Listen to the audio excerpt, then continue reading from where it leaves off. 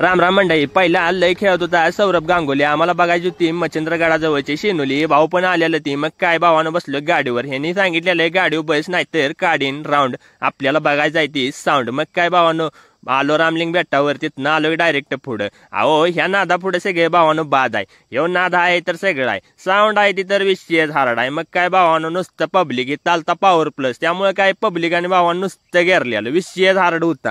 अहो कानगीतचा कार्यक्रम होता. मग काय भावानं कराड, कोल्हापूर, सांगली, शिराळा, विटा, मायने हिकंड सगळं पोर आलेलं. ऊन असलं लागत होतं. मग काय असा सजवलेला भावानं बैलगाडा आहे तो ती जत्रा.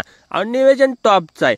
या नादासाठी भावानं घरातल्यांच्या 4 शिव्या का काय लागणार त्या. मग काय इकडे तिकडे करीत आम्हाला भावानं दुपारची झालेली वेळ. मग घेऊया म्हटलं आपण पण खाऊन भेळ. मग काय भावानं आलो की डायरेक्ट इकडं तर भावानं नुसती साऊंडची रांगच लागलेली. विषयच हार्ड होता. अहो नियोजन टॉपचं होतं.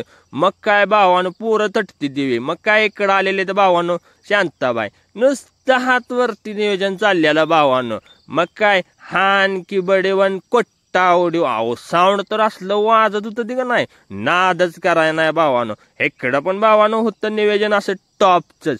मग काय आम्ही पण म्हणलंच की इसमे हेच क्या टेंबडा. अहो ह्या नादा पुढं सगळं बाद आहे भावानं.